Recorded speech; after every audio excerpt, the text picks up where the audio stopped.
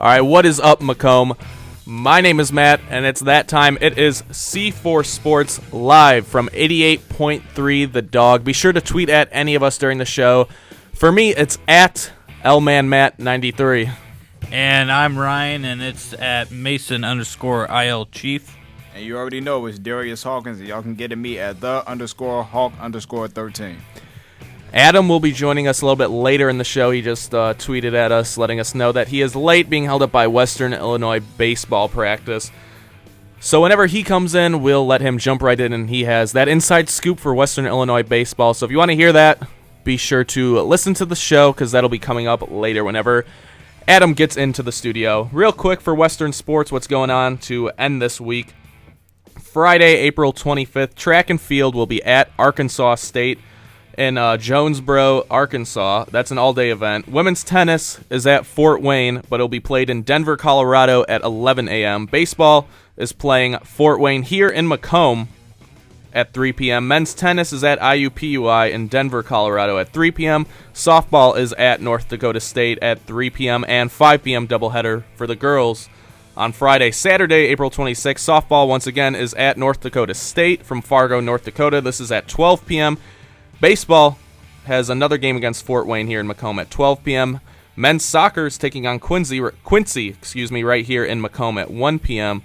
Baseball playing Fort Wayne again at 3 p.m. Sunday, April 27th, baseball finishes their 4-game stand against Fort Wayne right here in Macomb, at 12 p.m. I'm tongue-tying myself today. But until Adam gets here, we're going to start with the Major League Baseball players. Ryan, what do you got for us? Storylines from the MLB. A couple storylines. One that I want to touch on at the end, and it's just been overall in the beginning, first 3-4 weeks of the season.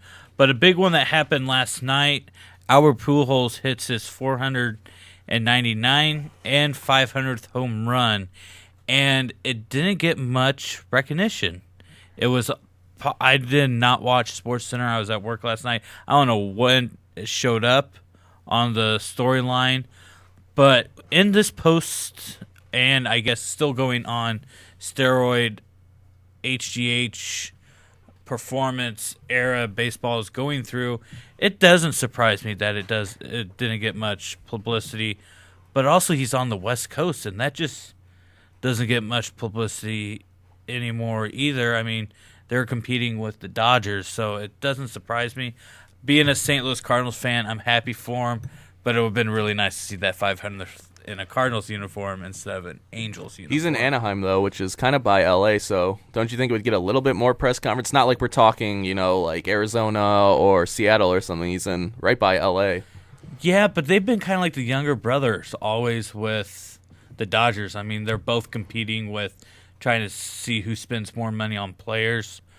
But they're still the younger brothers out there. If you, I have a guy that I work with out of Walmart, and he says that the Dodgers take up probably 75% of the sports, and then that the Angels take up a little bit less than that. But you also have Lakers and Clippers still taking up the airspace right now. So I'm happy for him. Did it in Washington against an NL team, so makes it even better because I do not like Washington at all. I think Bryce Harper is overrated.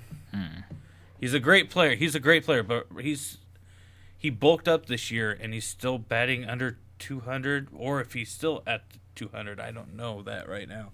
I know he was when Cardinals went in, he was still hitting like 125 when they started the series. Oh, speaking of the Cardinals, my dad wanted me to let you know earlier this week he was at the Cardinals game because he lives out in the D.C. area, and he's a Cardinals fan, so he had his whole Cardinals jacket on and everything. And he made sure when he was there, he put on Facebook and told me, "Tell Ryan I'm at the Cardinals game." So I'm making sure that I'm fulfilling his wishes to let you know that he was there. Did he get to see a winner? Or? Oh yeah, they won. They did win. Yeah. They did win, yeah, because they split the series there. I didn't know.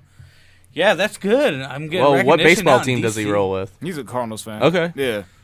So there you go. Yeah, so I mean, there are C4 Sports. We out here trying to spread, man. Everybody trying to get some. But yeah, I'm also, I agree with you 100%, Ryan. I'm happy for Albert Pujols. I don't follow baseball really as much as I used to, growing up, but just throughout, he's basically been involved since I watched baseball as a little kid, and he's always seemed to be, a real good guy. And never, even though the steroid era surrounded him, he never really had his name linked to it. I know last year he had I forgot who it was. I think it was somebody in the Cardinals, like a commentator. Oh, Jack Clark. Yeah, that brought his name up in the kind of the steroids thing or something like that. But for the most part, you really never see Pujols' name involved in that. So I'm happy that he was able to get his 500 home run. And even though I don't follow baseball, I am a little sad that just because I like him as a player, that he didn't get as much coverage as usually a home run hitter would get, because usually that would be major news. That's one of the first things you would see on SportsCenter, 500 home runs, and it just doesn't hold that same importance right now. So that's a little sad to see. And I think it's also starting early in the season, because usually most 500s happen in the middle or to the late, so where they just get sole recognition, because as soon as June hits, it's just baseball. I mean, that's all you have, and you have golf and NASCAR mixed in there if you want to consider those as sports. I don't. Well, this summer I get my World Cup. You get your World Cup, so that's every 4 years. So, but that's probably another big thing, because it happened right around NBA playoffs, hockey playoffs. Draft is even later this year, so they still talk about the draft. So it's nice to hear that, and I guess we'll bring it up since a lot of our viewership is from around the area that we're going to talk about now. Wrigley celebrated its 100th year. Feel sorry for Wrigley. I mean, it hasn't seen too many winners. I think the only championship came from the Bears when they were at Wrigley. When they played at Wrigley, so it has not ever seen a World Series. Well, it's seen World Series games. It hasn't seen a World Series championship. Yeah, it has not seen a World Series championship. It's good.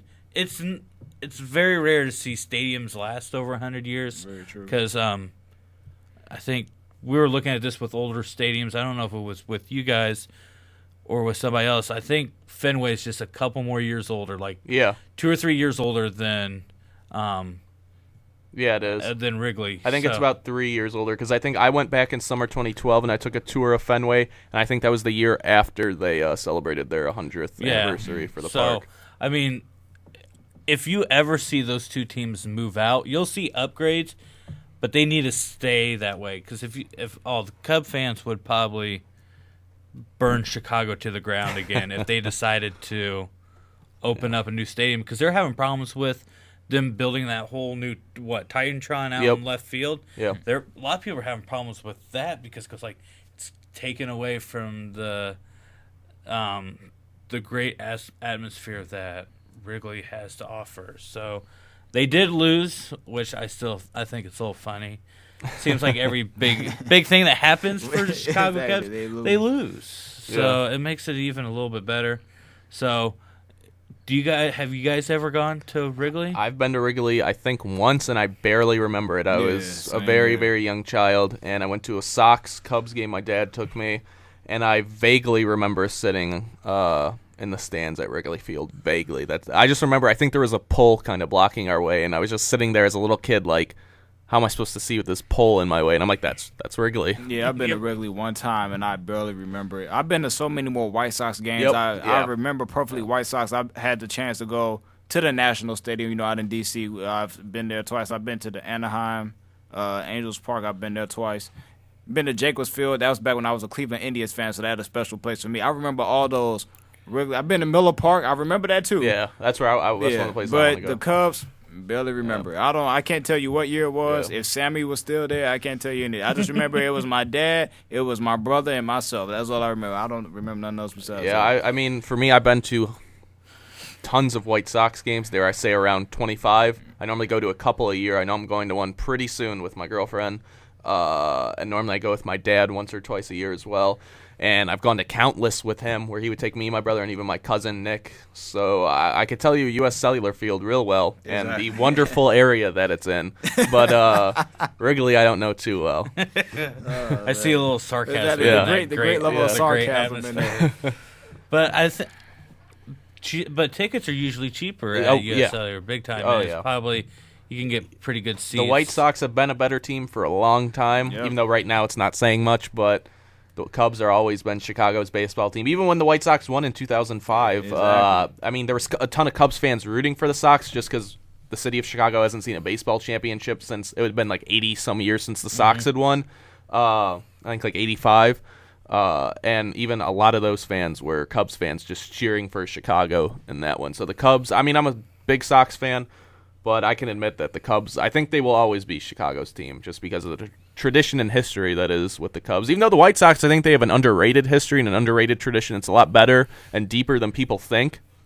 Because whenever you think Chicago baseball, you think Cubs first, then Sox. Yeah. But I think no matter what, you'd have to see a Michael Jordan like run of like a 10-year span, get 6 championships, something like that, or get a big name, a Michael Jordan type player to the White Sox for it to really shift. It would take something big like that for the Sox to take over the Cubs. Yeah, and it'll always be that way, I think. So, and the last bit I want to touch on, and I wish I had Adam here because he would be able to help out. And MLB has started doing replay, and I don't know if we touched on this. It's been a while since we've talked baseball, but there's been a couple big controversies that has happened.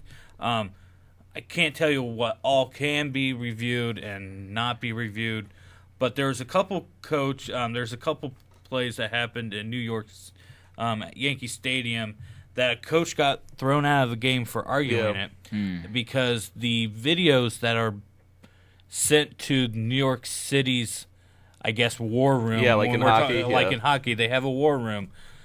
I guess they don't get all the feeds, but there was not conclusive video that sent to the war room. But Yankee Stadium was showing a replay of right at the base, and it was a clear picture that the player was out. Mm-hmm. But the other videos could not show it because they could not get that feed. So Farrell, the coach for the Boston, got thrown out. That's been a big controversy. And then I saw one today. Another one you could do is do counts, like a 3-2 count. If you think it should be like a 2-2 count, you can go back and replay that. They went back and replayed it and still got it wrong. The player should have walked, and they still called it a 3-2 count. And then the player struck out looking the next pitch. So that's not the system, though. I know everybody's quick to criticize the system. That's the people who are using the system, I think. And it's not the people on the field. It's the war room of how they do it is they have rotations of teams of umpires, and you might be on the might be a whole month out on the field, and then you'll go to the war room for maybe a week, I think it is. While you're there, you're there for 12 hours and all that stuff, just like in hockey. So these are MLB umpires. It's not officials or like vice presidents reviewing it. It's umpires that are going to go back on the road. I just don't know how you mess this up. It's not having a good coming out party. Yeah. To me, there's a lot more rules, and I know NBA's thinking about expanding replay. Yeah. I've heard about that. Not too much about it, but it seems like the best one that does it is NCAA basketball and the NFL. I like the NFL. NFL, yeah. Hockey's not bad, but hockey there's not too much you can replay. Yeah. Really, the only time replay is used is to see if it crossed the line, a goal, if it went all the way, because the puck has to go all the way over, if the puck went all the way over or not, or where was it when the ref blew his whistle. That's really all you can do for hockey. But, yeah, I like how they do it in NCAA basketball. I think NBA is a little restricted because you do have to wait for the last 2 minutes to really go back and review something. But that helps out, so it's a 2.5-hour game. Yeah. 3-hour game doesn't turn to a 4-hour game. I like that it's the last 2 minutes. But if it's one thing I would like to see with the NBA instant replay, I would like to have somebody, maybe a fourth official who is watching the replay, and then he can tell the other 3 on the court what the call is. Because sometimes when they're reviewing the play, it takes so long. And it's like after 2 replays, everybody at home knows the call, and the refs are still standing there. So it would be nice to have somebody, maybe maybe call it the war room or something like that, and they can be there and, just give them the information like, okay, it went off on this guy. Yeah. With baseball, I didn't even know that the instant replay involved, reviewing pitch count and balls and strikes. I didn't know that. Now that's crazy to me because is it like certain innings when you can do that, or is it just? Didn't they want to stay away from using replay to argue balls and strikes? No, they're not arguing balls and strikes. They're arguing the count. There will still be a balls and strikes, Whatever the umpire says stands. You can't do that. But they're just trying to make sure, which I don't know how you do that because I umpire. Yeah. You have a clicker. You know what it is. Once in a while, you might mess up and forget to click it over, or you click it over twice. Yeah. You have usually 3 people out there are still supposed to have clickers. I don't know if they do in the MLB. My guess is yes. And they'll even ask the count. Yeah. And to screw it up, Yeah, it can't happen in the initial year. Yeah, that's just what I've seen. I don't think it's the system; it's people running it. But we now have another baseball insider. Adam has shown up from the building. He's our Western baseball insider. We'll get to Western baseball when we're done with this MLB talk. But Adam, what is your opinion on what we've seen from replay in the MLB this year? Not a fan. I always haven't been a fan of replay in baseball. I'm just kind of a traditionalist in the fact that I don't like electronics deciding a true kind of original game. Yeah. Okay, so that's kind of like what a lot of people have said with soccer. That's kind of what I think baseball with the replay has gone back to, is because soccer, is the world's game. It's the beautiful game. It has a long history. You go back to the 50s with Pele winning the World Cup for Brazil and stuff like that. And this will be the first World Cup that they use video technology, and it's only to review goals, like how the NHL does it. The ball, once again, for soccer has to go all the way across the line, and I think why they did it is because in the last World Cup, I believe it was England got screwed. It was a shot that hit off the crossbar and straight down, but it went all the way over the goal line. For the World Cup, they have officials behind the net who are supposed to see that, and they called no goal when they reviewed it, and it was clearly a goal, and that would have won the game for England and put them through past the group stage, I think. They would have made the knockout stage, and I think they had to qualify in the last day for the knockout stage because of that, when they should have qualified a game earlier. And I know England, of course, one of the biggest, if not the biggest, soccer country in the world. They were enraged about it. I think that one call right there is why we're only going to see goal line technology for the World Cup. They've used it in the UEFA Champions League, the Premier League and stuff. I've seen it used a couple times in the Champions League. It's kind of cool. It's not just a video review. They have a whole computer technology that uses the angles that they have for the camera to review the goal, which is pretty cool. So I think I think soccer has had a much better first year of using goal line video technology than baseball has with this video review, which is it's kind of interesting how they're two similar traditional games, but they've gone separate ways with the reviews. Yeah, and I've always liked the human error aspect. Yeah. This is for younger age kids umpiring. When we're told if a player makes a great play and fields it, gets it, and if it's bang bang or if it's you always hear the Tygo the runner. Yeah. You better just throw that. You better throw that runner out because the fielder made a better play than that batter did. Yeah. So I've always been taught that. I really don't follow much by that, but someone needs to. They'll fix it. Hopefully, I hope they get rid of it later on and say that they don't need it. But Day of Ages and. It's been postseason that's sparked the controversy. Yeah. You could probably go back from when Cardinals hit that infield fly, and that can't even be considered. That's the players, that's the umpires. That wouldn't even be part of the whole suggestion anymore. But running into players and all that stuff that happened in the World Series this last year, so that's why they've implemented it. I love human error. It shows that it's human, and we're taking the human aspect out of it. Why don't we just have all the calls made from the war room if we're going to do that? Have the umpire behind the plate calling balls and strikes, but everything else just have computers do it. So that's my opinion on it. So I think we're actually working toward that age of automation throughout the game, even balls and strikes. I just think once you brought instant replay into baseball, it's not going to be taken out. And I think it's only going to expand. And that's something I'm not for personally, but I'm all for getting the call right. But I just feel like a human element and baseball go hand in hand. Yeah, I agree 100% with you. I think it's important to get calls right, but it's almost like it keeps the game pure if it's a human. I don't want technology making all the calls. It's like even when a ball or a strike is wrong, it's like, okay, that's human error. But what happens, just to say, if technology gets wrong, like one time? I mean, eventually a human somehow has to be, making the technology work. So, I feel like to a degree we should still have, umpires on the field And maybe, I mean, they of course have to fix this instant replay, but I feel like it should definitely be that the humans are making the calls first, and then in the need to be bases, that's when technology should be used. Because I think baseball is kind of different more than maybe basketball and football is. I think basketball and football, it might be easier to kind of use technology because,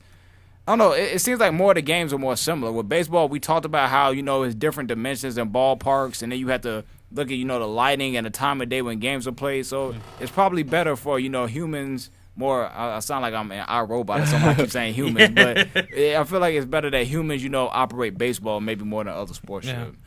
You're talking about technology, and you probably, as a person that I know, you probably don't watch this sport, but tennis is probably the most technology-driven replay because they have the video to call in or out, and they have 5 or 6 challenges per set, and then they go straight to the screen, and they'll even go up close, and it says that it might even say like 5 millimeters out.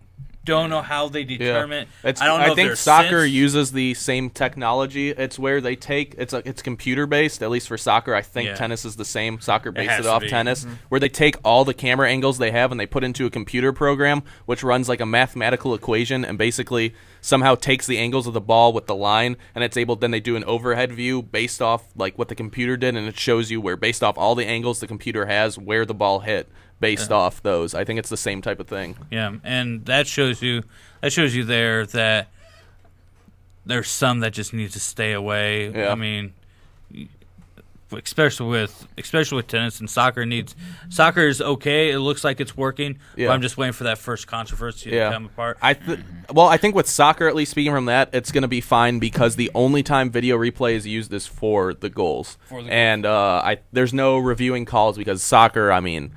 I am a big fan of soccer. I think it gets a bad rap in the States, but one thing why I think it will never catch on is, 1, the ties, and 2, what I still can't get over is all the flopping. It's called diving or, I guess, enacting in soccer. But, oh, man, it can be bad. You're going to see a lot of it in the World Cup. And I know a lot of Americans do watch the World Cup. And one thing, as I'm kind of known as the soccer guy for all my friends because I'm really the only one who really watches it consistently. And I'll be like, how do they get away with that? How do they get away with that? And I'm going to be like, that's just soccer. So there's no way you can use video replay to review calls in soccer because everything's a dive in soccer. Oh, yeah, because you might as well just put red cards for people that flop. Yeah.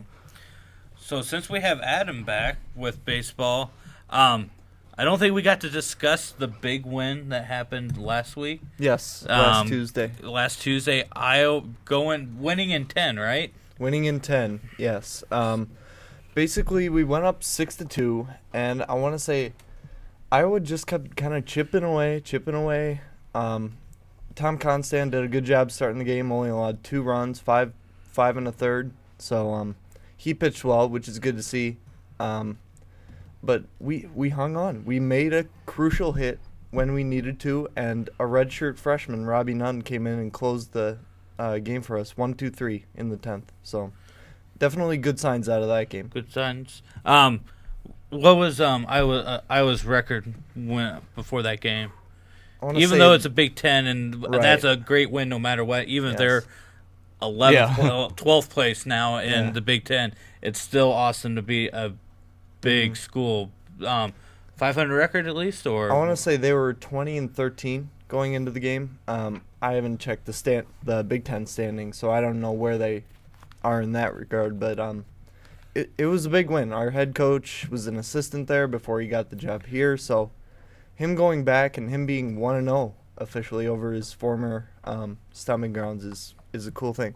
Yeah, that's pretty great. Yeah, that is. How is this weekend's matchup against IPFW? Yep, Fort Wayne. Yep. Yeah, Fort Wayne. Basically, we are officially in 4th place out of 5 teams in the Summit League, but the race is so tightly compact. I want to say we're 1 game out, and wow. South Dakota State is the only team below us, but we have series left with the 3 above us. North Dakota State. Actually, no, I'm sorry. South Dakota State's ahead of us. North Dakota State is below us.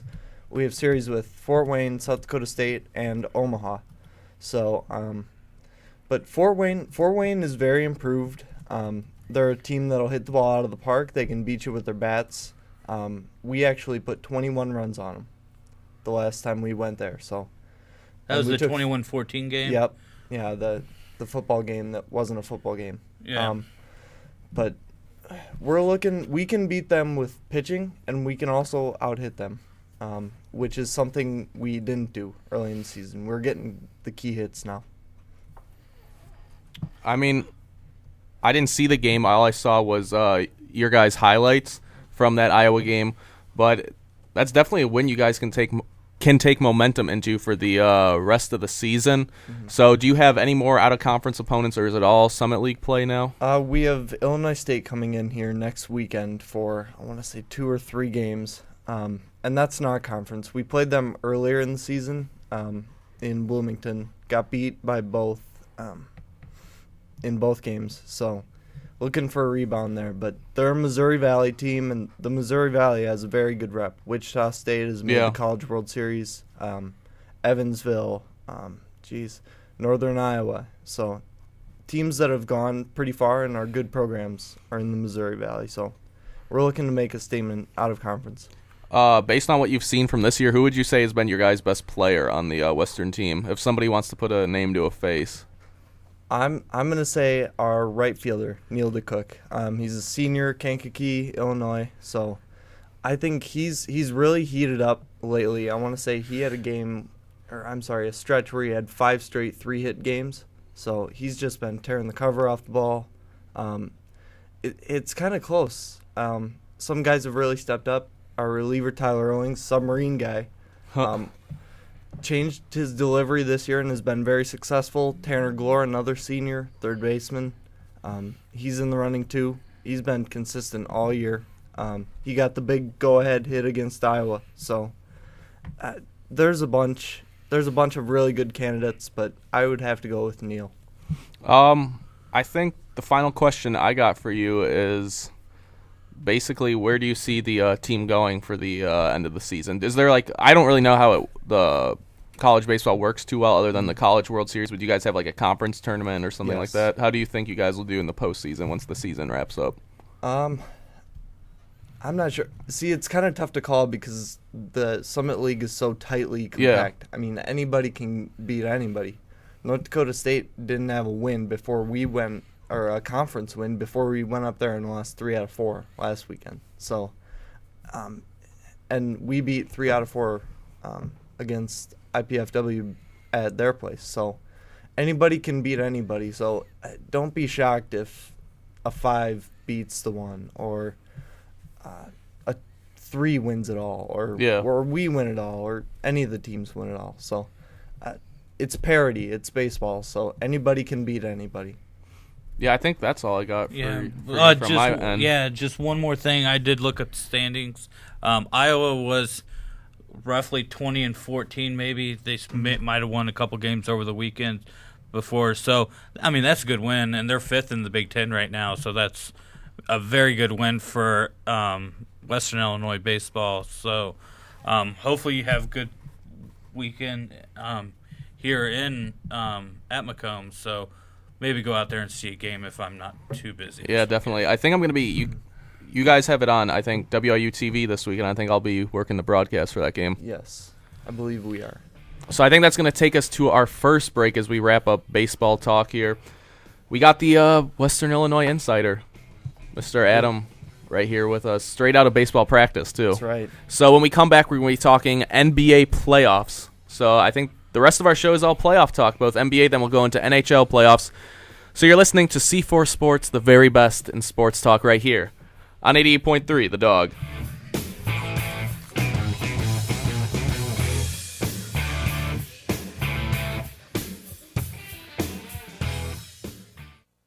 So you take the mouse and click over there, and then you can choose someone you want to call. My niece. I click here? Uh-huh. This is Louisa. Recently, she got help going online to chat with her family back home. Okay, so then you want to hit that green button. This is her first time on the internet and her first time seeing her niece in 5 years. Louisa doesn't know what to expect. Louisa? Oh my gosh, there she is. This is amazing. It's so good to see you. You look so pretty. But but this is definitely way beyond. Oh my gosh! See what the internet can help you do at everyoneon.org or call 1-855-387-9166 to find a free training class near you. That's 1-855-387-9166. Oh, I've missed you. Oh, me too. Brought to you by Connect to Compete and the Ad Council.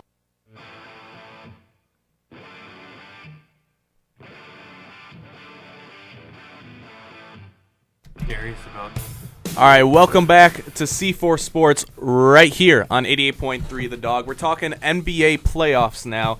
That'll take up a good portion of our show. Just real quick, how the series stand before tonight's games. In the West, San Antonio up on Dallas 1-0. Portland 1-0 on Houston. The Clippers and Warriors are tied at 1, and OKC and Memphis are tied at 1. In the East, Indiana and Atlanta are tied at 1. Washington's got a 2-0 lead over the Chicago Bulls, sadly. Toronto and Brooklyn tied at 1, and Miami plays tonight. They're up 1-0 on Charlotte. I think we're going to go ahead and start, though, with basketball talk. We'll talk about the awards that have been handed out. The ones, I think it's only been 3, right? The Coach of the Year, Greg Popovich from the Spurs. Yep. Most Improved, Goran Dragic from the Suns. And, of course, the Defensive Player of the Year, though now we've been kind of questioning it. I saw Darius. I agree with Darius and his tweets on this one. The Bulls' very own Joakim Noah gets Defensive Player of the Year, but Nene has had something to say about that one. So, Darius, we'll start with you. What are your opinions on the awards that have been handed out so far in the NBA season? I pretty much agree. I remember when we talked about Defensive Player, I said Joakim should win something, and I just put his name in there because I didn't have anybody else. I remember Coach of the Year. I said some other guys just because I wanted them to get recognition, but Pop, he goes ahead and deserves that. I don't have any problem with that. And then what else are we talking about? Most Improved, Goran Dragic. He had a great year. Only reason I didn't say him for winning because I thought that, people probably knew he was a good player beforehand, even though he had a nice year this year. But, I mean, with those awards, I can't disagree with any of those. Those are fine to me. Yeah, I was happy with Popovich. I said that maybe the guy out in Phoenix might win it. Yeah. But I said Popovich because I want, how can you disagree with – I think it was their best record under his tenure, I think he said. Yeah. So, and with that, I mean, you deserve it right there. I'm happy for Noah. Maybe not these last couple games show it. Yeah. Poor guy. The award came at a wrong time for him, I guess. But with Dragic, I saw the stats on Twitter, and those are pretty good numbers, going from 13 points to 20. Your assists go down, but you're scoring more points, so that's why your assists go down. But I forget what the last stat is, efficiency or something like that, and that increased double digits. I don't know where that stat comes from, and I'm a baseball fan, so that tells you about all our stats that we have. Yeah, they add up a whole bunch of stuff, points. Yeah, player efficiency, I think, is a new statistic that's been added in the past 5 years. Yeah. Let's just put it like this. LeBron is usually always at the top, and historically, Allen Iverson would never be there. That's basically the way to put it. So I don't care nothing about that stat there. You don't care about that stat. So, like I said, I'm happy with the awards given out, especially with Popovich. Actually, my coach in high school measured efficiency, and basically, to break it down to layman's terms, everything you do good minus everything you do bad is efficiency. So that's why LeBron is tops. But I don't think the league went wrong in choosing Pop. I think there were a bunch of good candidates. Terry Stotts. What's Phoenix? Jeff Hornacek. The Jazz dude from the 90s. He was on those Jazz teams. Right. But yeah, you can't go wrong with Pop. He joins Don Nelson and Pat Riley as the only 3 coaches to win the award 3 times. Joakim Noah, I don't know. He got it, and it's like a guy who gets a new contract. It's like he gets the award or he gets the money and he stops playing. I don't know what, but Nene's been carving him up, and Gortat even too. Carving them up like a Thanksgiving turkey. I can understand how Nene's been doing it because he's a solid player. I think he's gotten better with age, and we've seen it in the past. He's a very good offensive player in the post, very underrated. But I don't know how Noah's struggling against Gortat. He's a solid player, but Noah's making him look like an all-star out there. Bigger, man. They bigger, all that size. Yeah, I think the Bulls are really vulnerable, especially to the Wizards with all the skill. And plus, Noah can't take both of those guys by himself. Taj has got to be more effective down low. But and then Dragic, we didn't really discuss him because I always thought he was a good player before that. Exactly. I think he's been a really solid player for the last 2-3 years, but he plays in Phoenix, so he's not going to get the coverage that other players do. So I have no problem with it. I just think maybe Gerald Green was a better candidate. Yeah, I think for Dragic, maybe why he didn't get the recognition was because the Suns were so bad, and with them being the kind of Cinderella story of the NBA, that's why you saw it. And I've known about him for a few years now, but I was surprised at how well he played. I think he was scoring. I think he had the highest numbers of his career this year, especially in the scoring. I think he maybe doubled his career average for scoring. I want to say I think his something career like average that. was 9. Yeah. So I think that right there, because he was averaging in the 20s this year. He had multiple 30, I think a couple 40-point games even this year. So I don't have a problem with Dragic. For me, my pick for most improved was a toss-up between Dragic and Noah. I think I ended up giving it to Noah because I got him as an MVP candidate. I got him like 4th or 5th on my MVP list to end the season. But like I said, I agree. No problem with Dragic getting it. I had Noah winning Defensive Player of the Year, obviously. I think it came down to LeBron, Noah, and DeAndre Jordan, and I had Noah winning, so no problem with Noah winning Defensive Player of the Year, even though I guess right now I have a problem with him as a Bulls fan. I don't know. We'll get to that in a few minutes, but then Coach of the Year, I actually gave it to Thibodeau because of what we've gone through. I think, Darius, you've made the argument where we've seen it all before, and this is who the Bulls really are, but still, they thought this was supposed to be the year. Trust me, I live in Chicago. I heard the talk from not only all the fans, but I agree, Bulls fans are not maybe the most smartest. I don't want to say they're dumb. My fellow Bulls fans are dumb. I just think they think with their heart a little too much, almost like Cubs fans. Cubs and Bulls fans think with their heart a little too much. But they maybe were expecting a little too much, and everybody was excited. Derrick Rose coming back. This was the return, the whole Dark Knight Rises movies and trailers and Photoshop posters and stuff, and then boom, Derrick Rose goes down almost immediately into the season. So that's why I think I got to give Tibbs Coach of the Year still for what he did with that team. It's built around Derrick Rose, and that's why they're struggling. I know we'll get to it in a second, but I think that's why the Bulls are struggling. It's because it's a team that's built around a player who isn't there. Before we go to talking about the playoffs, I have a question. Yeah. How long has Hornacek been in Phoenix? This is first year. His first year. Yeah. Okay, so that kind of defeats I'm going to ask it anyway. They're not going to Utah Jazz is not going to renew the contract of their head coach. Right, Tyrone Corbin, he's going. Yeah, do you see Hornacek leaving after and going back to? No, because this is his first year being the head coach. I don't see him leaving. And they had a real surprising year. I think an assistant for the Spurs might be up for that job, which, Popovich assistants are flying all over the place. So, the Jazz, they need to get rid of just the whole Jerry Sloan system because Corbin was an assistant under Jerry Sloan, and it really didn't work out. They need to just move from that whole thing. So, I really don't know. But then we got a Twitter question real quick about awards. My homie Daniel asked, well, I don't know if he was asking me, but he going to ask all of us because we are a unit here. We are a C4 Sports family. And this proves from this question that he ain't listened last week. And I'm going to tell him about it. Well, we don't have class tomorrow, so I guess I can't tell him because Mr. Murray canceled class. Oh, yeah. You saw that no, he email. didn't cancel class. Yeah, it's optional. Open class. Yeah. I know you saw that too, optional, which means I'll optionally be asleep. But, So he asked, who do we have winning the MVP trophy? I'll just go ahead and say mine quickly. I think Kevin Durant. I think it's the same. Durant. It's concurrence. That's C4 concurrence. We need an explosion sound effect in the computer. Boom. Right there. That was until we get the explosion sound effect in Audio Vault. We'll do that boom. So I think we all got Durant on that one. Yeah, but I would be surprised if Hornacek actually left this early. But I didn't know he would be this good of a coach because the only way I know him is like you said from the Jazz when he had those short shorts with John Stockton shooting threes. So good for him though. Yeah, because he was kind of funny looking. He still is kind of funny. He's kind of matured with age. But I remember watching. I got some of the old highlights, the Bulls DVD championship set from the 90s, and it's got full games on it. Yep. And I remember watching the 98-97 games they have on there. I'm like, Hornacek is a weird-looking dude. But I like him a lot. I know a bit about him is because I'm on the Suns in my 2K14 My Player on my PS4, and they always say the same stuff every time about him. And I think he's a Phoenix native. He played a lot of his career. Half was in Phoenix, half was in Utah. Obviously, the better years for the team was in Utah when they made back-to-back finals. But I think the better years of his career were in Phoenix. And He's raised his kids in Phoenix. That's his hometown, basically. So I think there's really no chance of him leaving anytime soon, especially the year they have. They're going to be the up-and-coming team going into next year. They're going to be your dark horse, trendy pick to go far in the playoffs come next year. So I don't see that at all. I don't see him moving.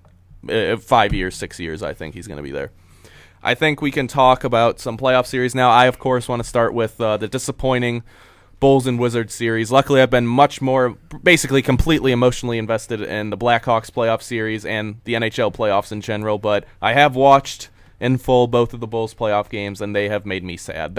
They've left me after both games saying, well, at least the Blackhawks play tomorrow. That's what I've said after both of them. And last night was no different.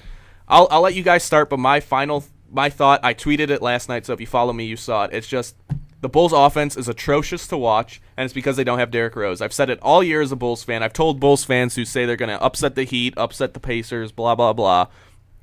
They're not going to without Derrick Rose because at the end of the game, it's been years now. I've said it so many times, but at the end of the game, you need somebody to get you a bucket. You need a LeBron James, a Kevin Durant, a Michael Jordan, whoever, a Kobe Bryant, who's just going to go one-on-one, get to the bucket, score. That's what we saw LeBron do last year in the playoffs. We've seen Durant do it all season. Obviously, you can name them off.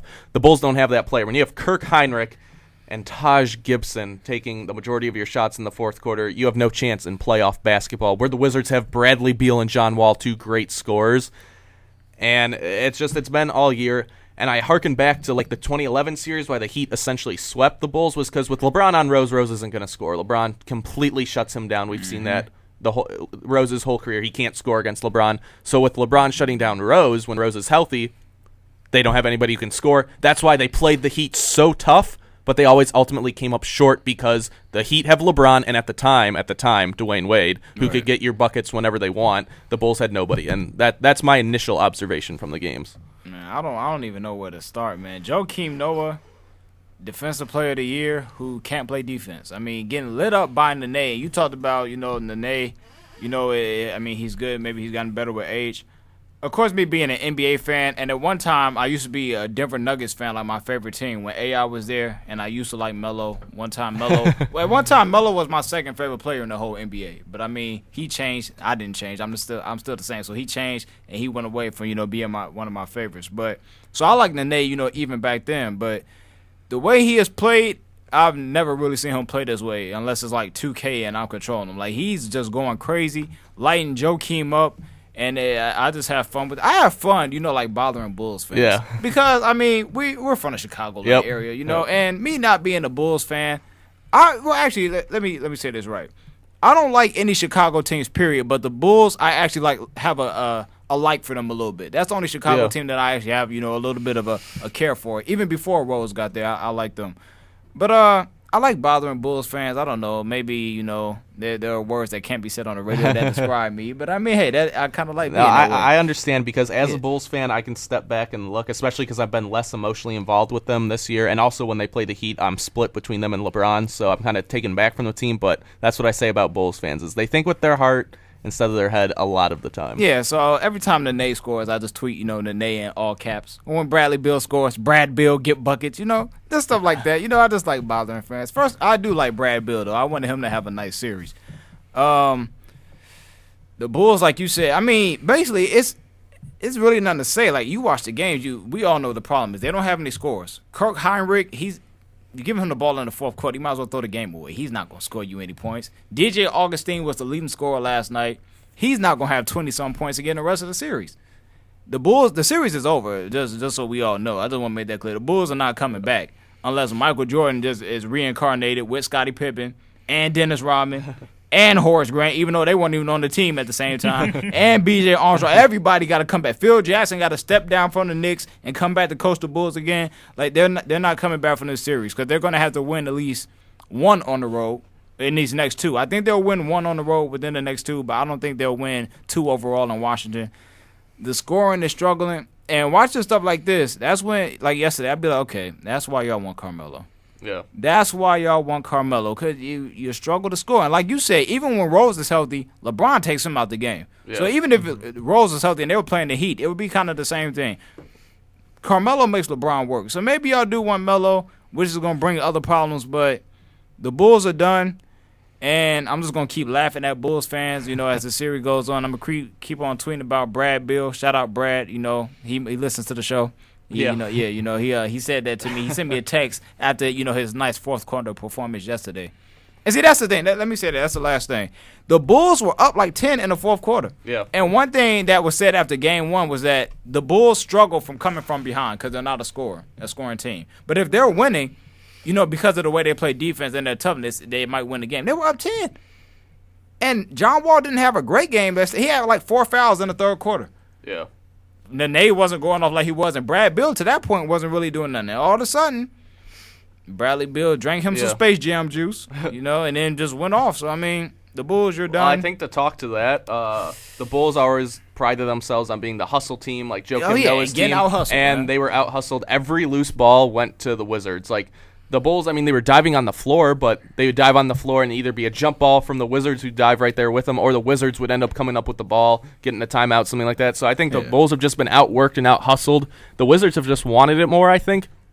And that starts with Nene, honestly. That's what I've seen out of him. I think, like I said, he gets better with age. And I'm glad you brought up DJ, because I think DJ Augustine is the closest thing the Bulls have to a scorer who can get his own shot. That's what I always tell people. I'm watching the game with my girlfriend or my roommates, and that's what they always hear me say, is the Bulls have nobody that can create their own shot. And DJ's the closest thing they have to him. And then I remember listening, because I watched the Comcast Sportsnet Chicago version, so I got Neil and Stacy as the announcers. And I think Neil Funk was one who said they put Trevor Ariza on DJ Augustine midway through the fourth. He didn't have 1 point when they put Ariza on him. For the last 8 minutes of the fourth quarter and all of overtime, he didn't score a point when they put Ariza. So it's the LeBron on Derrick Rose type thing. I think DJ's the only one that can even somewhat get his own shot, and I guess Ariza is his kryptonite, and if DJ's not scoring, nobody's scoring. Maybe Boozer, but I don't like his little turnaround fadeaway behind the head, little Dirk Nowitzki-esque shot. He don't even play in the fourth. Yeah. So, I mean, the Bulls' best players, defense. right? The Bulls' best players are their post players. Yeah. Noah and probably Taj Gibson. And if you're relying on them to get buckets, then it's really sad. Yeah. But, see, I like making fun of Bulls fans because I see some of the dumbest tweets from Bulls fans during the game when they're losing. Put Jimmer Fredette in because he can shoot from anywhere on the court. I wish you would put Jimmer Fredette in a playoff game versus the Wizards when you're losing and you think he's going to get you a bucket. There's a reason that the Kings cut Jimmer Fredette. The Sacramento Kings. Like, people don't think, man. But like I said, I'm just going to have fun. Even though I picked the Bulls to get the conference finals, we're going to pretend I never said that. I'm just going to have fun. You don't get the Derrick Rose take back for that one. We're gonna have to hold you to that one. We just going to pretend. We're going to get the Bradley Beal take back. Okay, that's what we're going to do. The Wizards, they might, I don't know if they'll get past Indiana, but this series is over as far as I'm concerned. Well, I think you said it all, but I think Rose being injured is a blessing in disguise, and I hope no Chicago fans beat me up for this. Last year he was injured for the playoffs, but they played a little tougher. They beat Brooklyn, challenged Miami, okay, but this year shows you that they cannot score, and they got to the playoffs because the East is horrible, and this shows you that there needs to be a Plan B coming in the offseason by getting another scorer. And this shows you that people goes like, oh, do you really want to trade Taj Gibson? This shows you that you have to. I think you have to get rid of Taj and Boozer. That could be a problem, though. At least I agree. They need a scorer. They need another big-name player. But paying Derrick Rose $25 million a year to sit on the bench might come back and bite them as a bad business move. Well, right, I mean, they could always do what my mom, said. Oh, God. I mean, they could. My mom, first of all, can I set up the stage? I don't mean to cut into your time. Can I set up the stage real quick? Okay. When Joakim Noah won Defensive Player of the Year, I told my mom that he won, and she said, well, it doesn't seem like it because Nene was lighting him up. And so that made me proud because my mom doesn't watch really basketball, and I really tell her what's going on. So that just made me proud. I was like, okay. And then, Ryan saw that. I know he enjoyed that tweet. It made me laugh when I saw that. I'm like, it sounds like Darius. So then today, Ryan, he wanted to experience more from my mom. As her name on this show has become Mama Hawkins. So he went ahead and he was like, you know what, we should get her opinion for today's show. So I was like, you know what, that's a good idea. So I text my mom. I was like, your opinion has been requested. And she was like, LOL, who put that? And I told her, Ryan, that she was like, okay, So first thing she asked, did the Bulls win? So this is how you know that she has no idea what's going on. She didn't even know what happened in the game. I was like, no, they lost. She was like, okay, well, this is what the Bulls should do. With all that money that they're paying Derrick Rose, and as you just mentioned, $25 million, they should take that money and buy him some new legs, and then maybe they'll be good at something. Shout out to my mom for stuff like that. See, that's the type of commentary I like. She should get a job at ESPN, replace Bill Simmons, and just let my mom talk on TV. I'm sorry for cutting in your time. I just feel like that's the perfect time to bring that. That's all. That's all I really wanted to say. I really didn't get to see any of the two games. I heard some Bull fans that are tag-alongs with another team we'll talk about later that irritate me even more right now. But I'm just hearing them complain, and I'm going like, this shows you, and they still, like you said, they still think Taj and Fredette is still the answer, and I'm going, and then they think Augustine. I've never heard Augustine being I'm going to use Dick Vitale language, a primetime player. It's a PTP. Yeah, they're thinking he's going to do that, and this shows you that it's not, and the front office needs to realize that now. Will you have to get rid of a lot of players? Yeah, you probably will. But you need to if you want to put a winner back into Chicago. I think the big thing that you guys have touched on a lot, and it's all true, but we kind of expected that last year Jimmy Butler wasn't going to do a lot, and he did. The series against Brooklyn was kind of his coming out party a little bit. And Nate, too. And Nate. But they let Nate walk, Yep. Which was understandable. He's bounced around. But we kind of expected Jimmy Butler to mature, and going into the playoffs again, we thought he's going to take it to the next level now. He's going to be that go-to scorer we can give the ball to in the fourth to get us a bucket, and he hasn't. And I know it's only, his third year in the league or fourth? I think it's his fourth. Yeah, it's his fourth. But I just want to see if he's going to be your long-term answer at the small forward position, then he's got to show something because there's a free agent out there, and he's very good, and we know he can score. Yeah, absolutely. We don't know about his defense. Jimmy plays much better defense than Carmelo, but it's kind of what you want more. Do you want that offense where you can get the ball in the hoop in the fourth, or do you want to stop people? And I think it's becoming evident that you need that score. Jimmy Butler to me I'm gonna start calling him Ron Artest, because Jimmy Butler for some reason loves shooting threes that never go in. I don't understand. Like, eventually you should figure out there's a reason that you're wide open every time you get a three, like you get the ball in 3-point range. And he just keeps pulling, and I laugh as soon as he releases it because I know they're not going in, and you can hear the crowd just being so disappointed. Jimmy Butler, stop shooting, man. Stop. Go in. Like, he's shown before that he can dunk on people. He dunked on Chris Bosh a few years back. Just go to the basket, man. Like, nobody on the Wizards is really a shot blocker. Yeah. Go to the basket. Not really all that hard, but he wants to shoot. Hey, man, if you don't want to win, that's on you. But yeah. I think a problem we've seen with the Bulls, I say this is the Tom Thibodeau Bulls syndrome, is they play to the level of their competition. And that's why so many Bulls fans, obviously, they judge themselves against the Heat. Yeah. Because that's been the team they've always wanted to beat. And they always play the Heat well because this is their rival, even though I don't understand how Miami and Chicago are rivals. I still don't get that. But okay. So that's their, quote, rival. And they always play the Heat well. They play them tough. They normally come up short, at least in the playoffs. But they've had I think they actually have the winning record in the regular season since LeBron has been there. Yeah, but they always play the Heat tough. They can beat them, and just fall short. They've been 5-game series, but they've always been tough, close games, and that's because the team is hyped up to play them. You got Noah talking his game. He really doesn't like the Heat, and so on and so forth. And this is the back-to-back defending champs and everything. So, we play the Heat tough. We can beat the Heat. We're right on their heels. We're the second or third best team in the conference. And then they don't get that hyped up. They only get that hyped up to play Indiana. It only seems like the Bulls come to play, to really come and play, give 110% effort when they're playing the Heat or the Pacers. Everybody else, it's like we said, they're losing. They don't lose those loose balls to the Heat. They don't lose those loose balls to the Pacers. But they couldn't get a loose ball last night when it was the Washington Wizards. Exactly. So I just think that's the Tom Thibodeau curse. Since 2011, they've played to the level of their competition. Even when Derrick Rose is there, they'll beat the Heat. They'll have this huge win against the Heat, like off a buzzer beater, or go out and beat Miami or Indiana by 15, and then lose by 15 to the Bobcats the next game. And we're talking like 2012 Bobcats, 2011 before this they made the playoffs. So I just think that's always been the curse of the Thibodeau teams, is they play to the level of their competition. They were better off playing Miami or Indiana, it seems like, than they are playing Washington. And it really shouldn't be like that, but that's how it has been since 2011. Yeah, I definitely agree with that. And I agree basically with what you said. Well, what both of y'all said, Ryan and Adam.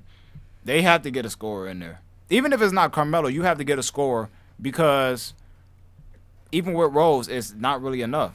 Usually with championship teams, you have 2 scorers.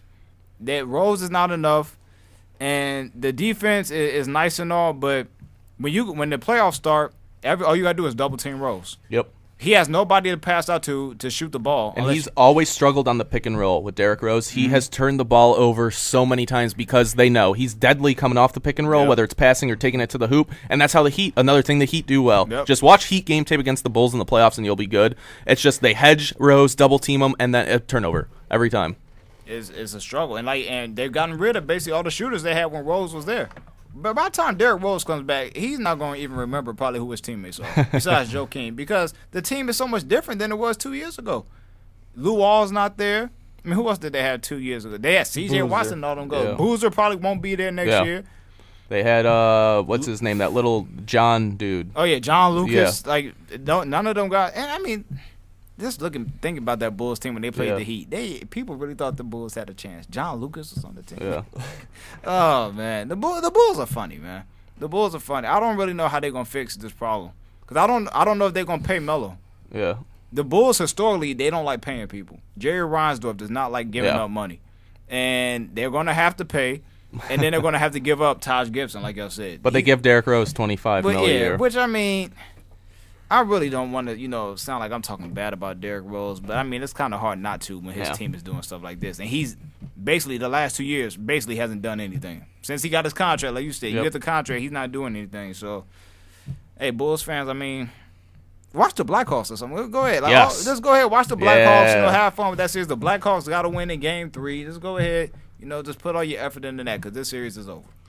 I think I think we've said everything there is to say about the Bulls series. So I'm going to go ahead and kick it over to Darius. I know this is the series you liked, as well as Ryan and Adam. I know you both really wanted to talk about this one. Was the Portland and Houston series, which Portland is up 1-0. They play tonight, I believe. Sir. I caught the end of that game after I was watching Stanley Cup play. I was the end of the it came after the Sharks and Kings game, so I saw the fourth quarter and overtime of Game 1. It was interesting. So, Darius, go ahead and start this one, because this is your team right now. This is your player, Mr. Lillard. Boys right here. Damian Lillard had 31 in his first playoff game. LaMarcus, I believe he had 46 points and 18 rebounds. Didn't he foul out at OT? He fouled out in overtime. And basically, at the end of fourth quarter and the whole overtime, Damian Lillard carried that team, because that's what primetime players do, okay? When you have Darius support, I know I done said this before on one of these shows throughout this school year, when you have Darius support, just magically your game gets better. And if you don't believe me, in a different series, look at Beno Udrih in Game 2 versus OKC, because left-hand point guards, we stand together. So I just want y'all to remember that too. But Damian did his thing. I was happy that they got that win in Game 1, because they definitely had to get, a win in Houston. I always ride with my people, so I want them to win tonight. I don't think they're going to, though. I don't think Houston is going to lose, 2 at home, especially the first 2. Dwight fouled out, even though the 6th foul really wasn't on him. It was a defensive foul, and they called it on him, and I was like, man, that's a horrible call. And this is coming from Darius, the biggest Dwight hater I've ever heard. Man. And even when you got Darius Hawkins telling you it was not a foul on Dwight, you know it was bad. Foul bad. on Dwight, but I mean, and Dwight actually, for the most part, besides the free throws, he actually had a decent game to me. Even though during halftime, Shaq and everybody, they was arguing about Dwight, how they always do, and Shaq was saying how Dwight can do better. And then Charles, and then Charles said to Shaq, "Well, you wouldn't be anything without Kobe Bryant." And so I found that to be a little funny. But I mean, Dwight, like I said, besides the free throws, he basically did what he was supposed to do. James Harden was 8 for 28, and I mean, he stepped up and said the loss was all on him. But first of all, his defense is horrible. He was getting lit up on defense, and I like Terry Stott's idea of they started the game going to Wes Matthews every time down the court. It was getting him involved, so James Harden had to work on both sides of the ball. And I don't know if that has anything to do with Harden's horrible shooting performance. Maybe he was worn down a little bit. But 8 for 28, I don't see him doing that again. That's another reason why I don't see Houston losing tonight. But I was just it was a good game. I was impressed by the way both teams played because they were playing hard. I mean, eventually in that series, I think somebody's gonna fight. Not fight the way I want to see it with somebody throwing blows, but they're gonna push around a little bit. Do you agree with Gortat, who said they should have fighting like they do in hockey? Hockey's really the only sport that has real fighting. I don't know if it should be that open because I feel like every time I see a hockey highlight, it's with fighting. Yeah. My motto is at least once every 2 rounds there should be a real fight in the NBA. Okay. Like that's how it should be. But people are not going to look at it the same way, just quite frankly, because there's a whole bunch of black dudes in the NBA, and so. And Canadians, I guess, is more when you're white. I guess it's better to fight, and we accept it more. But black people, you fight one time, and then everybody's a thug on the court, and so I don't. And most of them dudes don't want to fight either, because a lot of them are soft. I mean, first of all, holding them back. Yeah, holding them back, and like Brad Bill yesterday. Y'all saw when Kirk Heinrich took the goggles off. Yeah. I was like, Bradley Bill doesn't want any of those problems. He got a Heinrich's face. Heinrich took off the goggles, and Brad Bill was like this. Just stepped back instantly, had a smile on his face. Like Kirk Heinrich is a little badass. Yeah, he is. Going back to that 09 Boston series, he didn't take any of Rondo's garbage. Exactly. So I respect Kirk Heinrich for that, even though he can't hit a shot in the fourth quarter. But anyway, very impressed with what Portland did. Damian Lillard, they don't have an answer for him. Patrick Beverley actually sprained his knee at the end of game 1, but they said he should still be able to play today. And the momentum was really in Houston's favor in that fourth quarter, but they got to that Hacker Howard. And personally, I just want to say I can't stand that. I can't stand even when they do it. DeAndre Jordan, Dwight Howard, when they did it with Shaq, I don't like that. Yeah, I agree. I can't stand that at all. I wish it was taken out. Yeah, I really do. I don't like that at all. Even though it worked for Portland's favor, I'm not a fan of that. But good job, Portland. I really don't see y'all winning tonight, but Damian Lillard really did what he was supposed to do, and I still had him winning this series, of course. Portland all the way. Dwight, you're not getting out the first round. All right. Like you, Darius, I think this is going to be the best series. I Absolutely. do expect a fight also. I was watching pretty much the whole game, and I'm like, please bring us back to the 90s or Please. the 80s. Oh, Lord. Somebody slugged someone. Didn't get my wish. But I'm reading a quote here, and Kevin McHale, the coach of the Rockets, maybe top 3 power forwards ever, possibly. And I'm watching the game, and I'm thinking, why is James Harden guarding LaMarcus Aldridge? Why is Patrick Beverley switching on there? Oh, man. No wonder he had 46, because he had a bunch of guards on him. I mean, you're Kevin McHale. You think, okay, we're going to go big on big. We're going to put Howard on him. I mean, we're going to put athletic guys. We can switch Ashiq on him when we're going to go physical. Didn't do it. No. I mean, maybe mostly because Howard, they don't want him, because I know LaMarcus can shoot and stretch the floor, maybe because they didn't want Howard on away from the paint. They only had him on him a few times. Most of the time it was Terrence Jones, and Terrence Jones is on like 6'6". Yeah. So he can't really do anything with LaMarcus, so he was lining him up the whole time. right. But otherwise, I want to go to Portland because, I mean, they're not an extremely young team, but, I mean, they're not the Spurs either. And to be down most of the game with Houston kind of in control and kind of holding on, they're a young team that didn't give up. You would see most young teams give up. I mean, it's the first game of the series, and I think it's going 7 or 6. Yeah, I agree. So conserve some energy. We'll take this loss. We'll try to get it in game 2. Go back to Portland 1-1. Right. But I still think it's going to be 1-1. I don't think the Rockets will let this game slip away. Yeah, me As either. you said, Harden's going to shoot better. Absolutely. I don't know if Dwight's going to be better. Probably because, not. And Shaq talked about this. Dwight is soft. He I'm is. sorry. He's Yeah. soft. If Shaq was going against Robin Lopez, Like he said, barbecue chicken. Shaq would have 30 and 15. Easily. I mean, it's ridiculous. And we all expected Superman, Dwight Howard. He's going to be the next Shaq. Hasn't lived up to it. Yeah, I think the comparisons between Dwight and Shaq can stop. Shaq definitely, I think, has the upper hand and the right to be mad at Dwight Howard because everything we've seen, despite him taking his team through the 2009 finals, Dwight Howard, really ever since then, it's been all downhill for him. And I don't understand why. I've watched the Rockets a few times this year with him on the team. I'm like, they got Harden. And when they start doubling Harden, or trying to take away the perimeter game, just dump it down to Dwight, and he's going to get all the offensive. He's going to be the Pau Gasol, Andrew Bynum, how that 09-10 Lakers team was, where they picked up Kobe's garbage, all his missed shots. I thought that was going to be Dwight for James Harden, another guy who shoots the ball maybe a little too much. I thought Dwight was going to live off those offensive rebounds, and you just don't see it. He's not like you both just said, Adam and Darius, that Shaq would eat these guys up. I remember back when I first kind of started watching basketball. It was really before I got into it. Yeah. With Shaq in his heyday, with Shaq and Kobe and all that. But I remember watching the highlights in those finals while I was on summer vacation. And Shaq, it was just insane. He's one of the best players, I think, to ever play. Absolutely.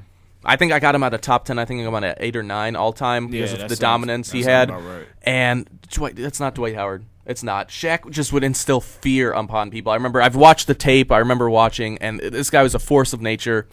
That's not Dwight Howard. I think Dwight Howard, I think I agree with you, Darius. For how big he is so soft. You know how LeBron said Iverson was pound for pound the greatest ever? Yeah. I think Dwight's pound for pound the softest ever, possibly. Man. Go ahead. I have not watched any of the series. I've been like Matt. I've been watching hockey. Yep. I've been watching baseball. West Coast, I guess when it comes to NBA, I'm an Eastern guy. I guess I'm Tony Kornheiser, and I don't stay up past 9 o'clock Eastern Standard Time. Kornheiser is not up. Yeah, so I guess I would have to cheer for Portland just because not getting a lot of recognition. I mean, they played in the NBA Finals against, was it once or twice against the Bulls? They played against once. the Bulls in '92 and then the Pistons in '90. And that's probably their last big great season. Yeah.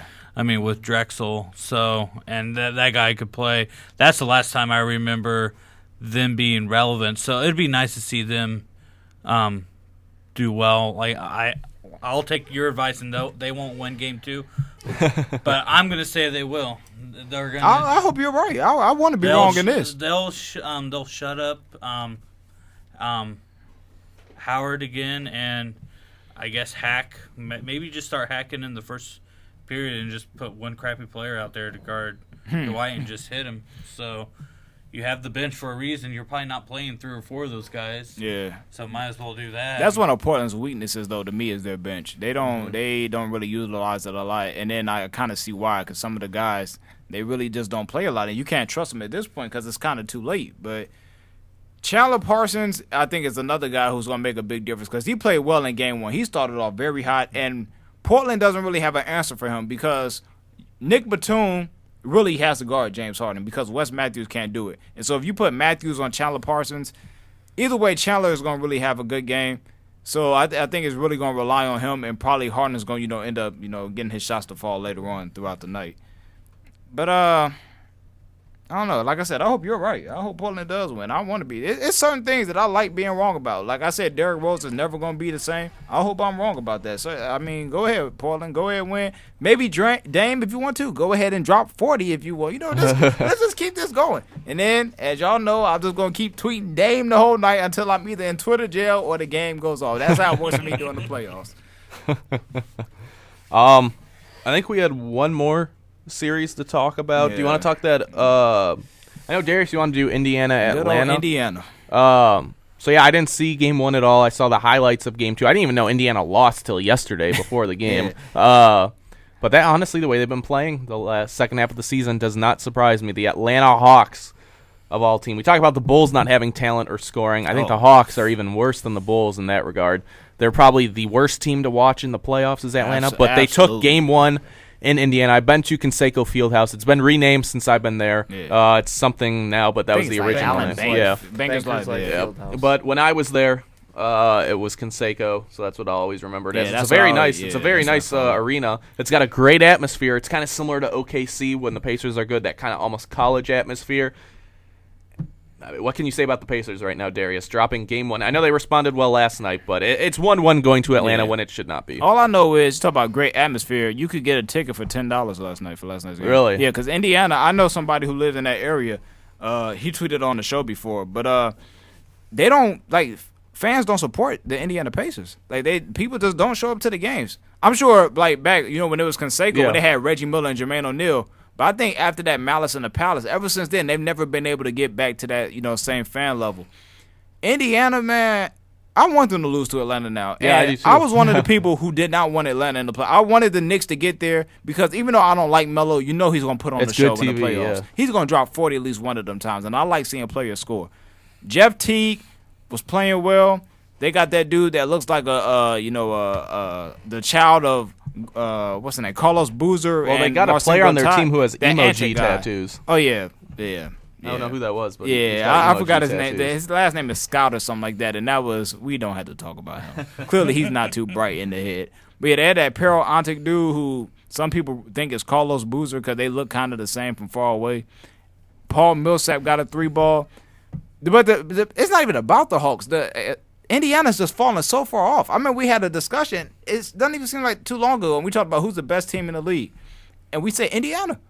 And it's just, they just not there anymore. Well, don't put me in that. I've said San Antonio all year. I've said San Antonio all year. Adam and I said Indiana. Yes. Okay, I'm sorry that we put you in this. Thank you. Okay, I apologize. I was trying to make my story better, but I understand. I just don't want to be put in that boat. You're right.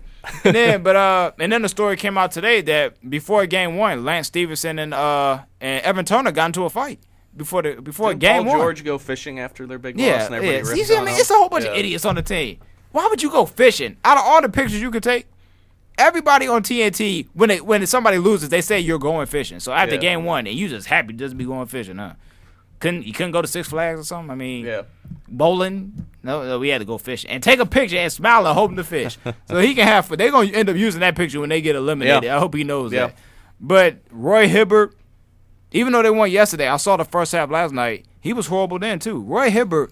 Didn't he take like 1 or 2 threes? He tried to step outside for a 3. I don't even know. I didn't see if he did yesterday, but Roy Hibbert, I mean, we talk bad about Dwight, but at least Dwight does something. Roy Hibbert's not doing anything. Defensively, he's out of position. He doesn't know what he's doing. Offensively, he can't post up. He tried to post up and he airballed on the jump hook. I don't even know how you do that when you're 7'2". And now, so I got, I get intrigued by stuff like that. So I looked up his numbers. Roy Hibbert has never averaged 10 rebounds a game, like during the season in his career. The man is 7'2". The highest he's averaged, I believe, is 9. He's never averaged 10 rebounds a game. I'm like, man, what exactly are you good for then? Indiana. And then last night, Paul George hit a big shot at the end of the third quarter, and the whole Indiana bench ran over and congratulated the dude. You're the 1 seed.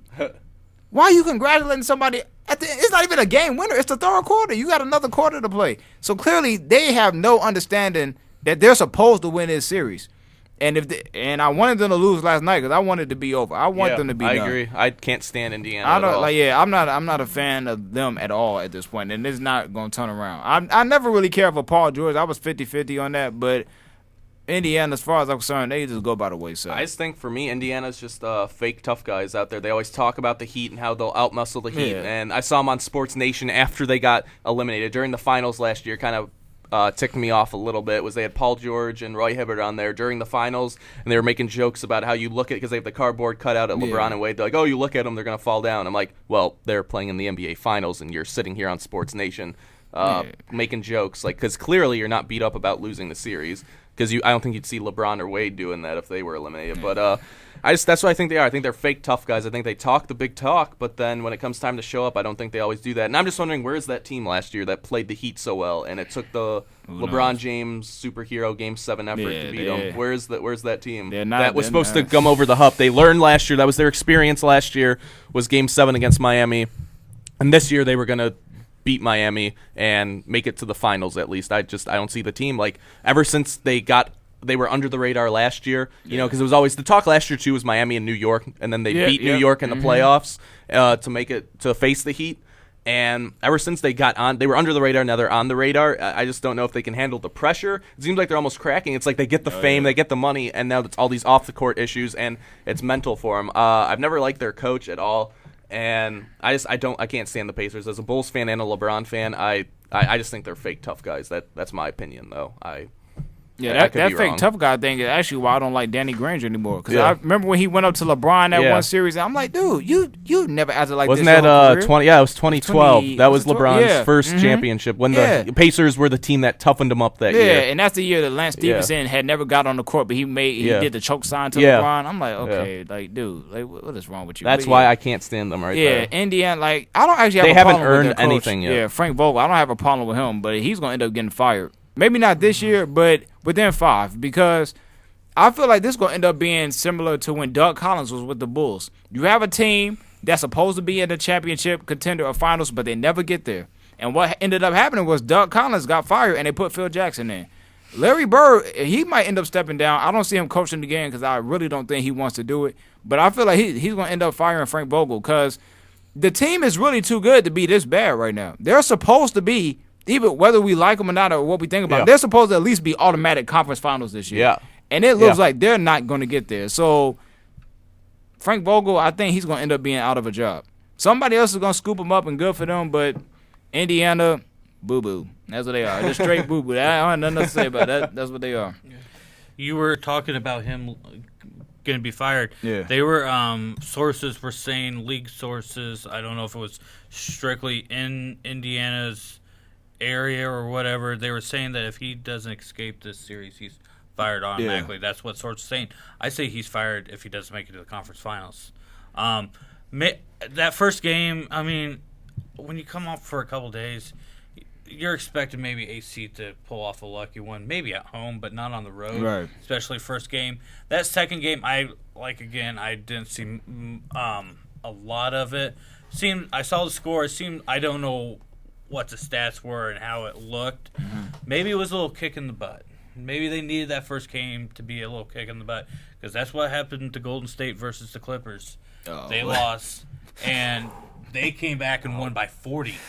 Did not see that coming at all. I just don't think the Warriors showed up for that game. Yeah. See, they did something that all the other teams. I'm happy the Wizards didn't do this. The Warriors got complacent with game one, and they're like, okay, we got one on the road, we're fine. That's not how you're supposed to play the game. It's the playoffs. Nothing is guaranteed. No. So even the Hawks last night were actually leading at halftime, and Indiana then came back and did whatever they did, but. Yeah. But I mean, them leading, you could say that about the Heat because they seem like they always trail, or have a slight lead going into halftime, and then they just turn it on. I think Game 3 and 4 will show you if we're going to see the Pacers team from last year, or we're going to see they're not going to make it past the semifinals. I'm going to give them Game 3 and 4 in Atlanta to make my decision. I mean, I have them in the conference finals. Because I think they're probably the only team. I forgot what I said already. I still have Brooklyn picked, so that tells you. But it's not looking good in Indiana, and I thought we were always talking. And I remember you guys were debating about who's the best team right now. We were talking. He kept on saying Spurs, and Adam was the last one that said, "Goes like we're forgetting about the Pacers," and it shows you. We should have just forgot about the Pacers. We shouldn't have even said that. Yeah. So, and that shows you how far they've gone off. So, hopefully they win, they turn around, and maybe that first game was a little kick in the butt going like, yeah, maybe we need to step into gear or we're going to be laughing stocks. Mm-hmm. Matt, you touched on the Pacers playing at home a little bit. I think what this team needs to do, and you touched on the fake tough guys thing. Yeah. They need to go back and watch Reggie Miller tape and that team because that team played with toughness. Absolutely. That building was electric. Whenever the Knicks would come in there for a series, those were That's my great. favorite. I missed them days. The Bad Boys one was. I don't mean to interrupt you real quick, but the Bad Boys one was great. I don't know if you had a chance to see that one. I saw. I wanted to see it. Oh, please go ahead and watch that when you can. Was on. Yeah, the Hawks and Blues were. Whenever you get the time, watch that. That was a great one. Yes. But that building's got to be energized. I think that team plays much better because they're a little younger team. I think Paul George feeds off of that. Lance Stevenson feeds off of that. And that's where I'm going.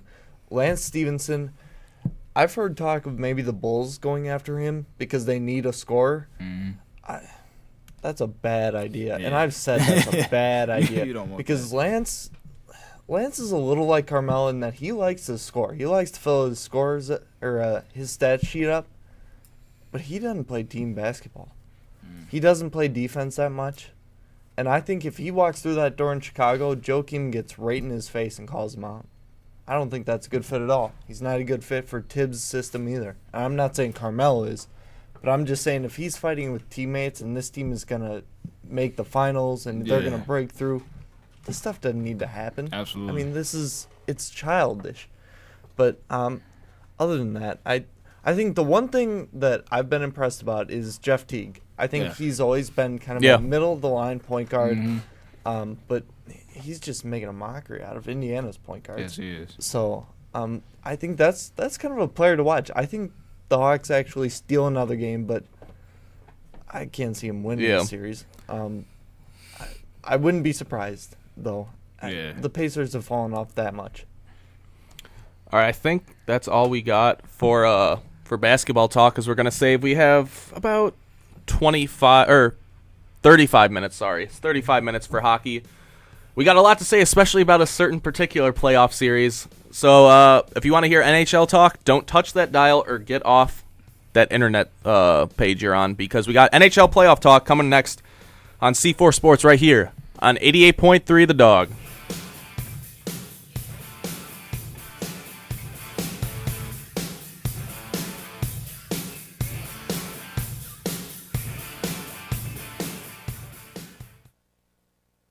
You don't usually get a stock tip from a 16-year-old, but I'm here to tell you about a different kind of stock.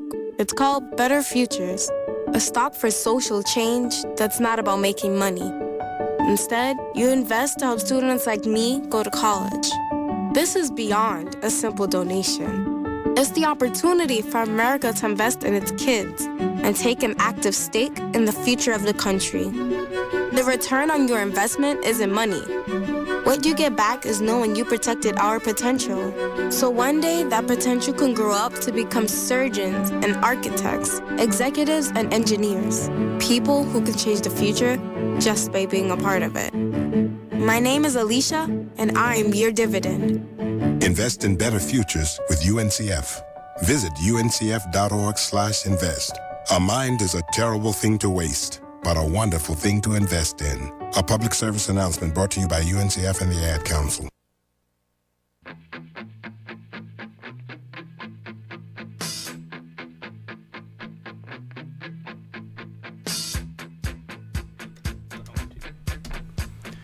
All right, welcome back to C4 Sports right here on 88.3 The Dog. We're talking hockey playoffs for the rest of the show. We got about 35 minutes left. We'll see if we can even get past one game. Just real quick before we start, it's 2-1 Colorado over Minnesota, 2-1 St. Louis over the Blackhawks, 2-1 Anaheim over Dallas, and 3-0, surprisingly, I'm surprised about this one, 3-0 San Jose over LA Kings. In the East, we have Boston up 2-1 on Detroit. Montreal has already advanced a 4-0 sweep against the Tampa Bay Lightning. Pittsburgh's up 2-1 on Columbus. That's actually been a surprisingly good and interesting series to watch, is Pittsburgh and Columbus. And finally, Rangers are up 2-1 on the Philadelphia Flyers. But, of course, the playoff series that has swept the campus right now, you're on one side or the other. We have, I believe, 2 Hawks, 1 Blues, and 1, I guess, slightly Blackhawks. But so it's like doesn't two and a half. 2.5 Yeah. Against a 1, and this is we'll let the Blues fan go first. Well, before we talk about not only with the great play, it's been great play, but the TV ratings have been ridiculous. I saw something about Chicago's was at a 9.5. Yeah. I forget if it was game 1 or game 2. I think it was game 2. Game 2.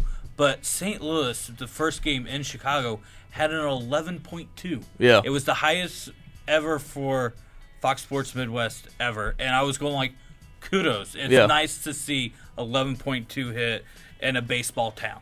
It was nice to see that. Another thing to say, tweet that you sent out about United's in the Madhouse on Madison versus Scottrade. I was feeling the same way. There should not be that much red. No, trust me, don't worry about it, because, I mean, obviously biased, but I'm willing to say the Hawks are the best fan base in the NHL. Go back and watch even Game 6 of the Stanley Cup Final. My dad commented on it. I remember we were talking about it all hyped up after we won the championship last year, but even he said, did you see the stadium? It was 3/4 Bruins fans, but there was a good fourth, even close to a half of the fans in Boston, Massachusetts. This is St. Louis, even closer, but Boston, a good almost half were Hawks fans. Like, go back and watch it and listen even to the roar of the crowd when the Hawks scored those 2 goals. That's why I say the Hawks have the best fan base. Clearly biased, but I have you can see it in the tape in the games. It's embarrassing, and it's a lot of Chicago teams. Chicago Cubs fans travel very well. I understand it. WGN helps because it's everywhere. Oh yeah. I don't know WGN America. Because I don't see hockey games on WGN, but I know they're on a WGN station occasionally in Chicago. Back home, it's like a couple games a year. Or even Comcast Sportsnet, because you'll get hockey games from Canada on Comcast Sportsnet here and there when the Blackhawks aren't playing. So, getting to the series, it's been a physical. I am surprised there has not been at least one fight. I was expecting a fight in the first game at least.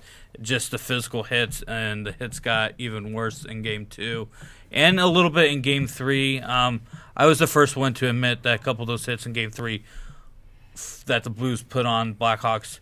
I only had a problem with one. That was it. Yeah, I was going like, you might not want to do that, especially what after happened in Game 2. But it's been awesome to see. I'm ready for Game 4. I know Matt's opinion.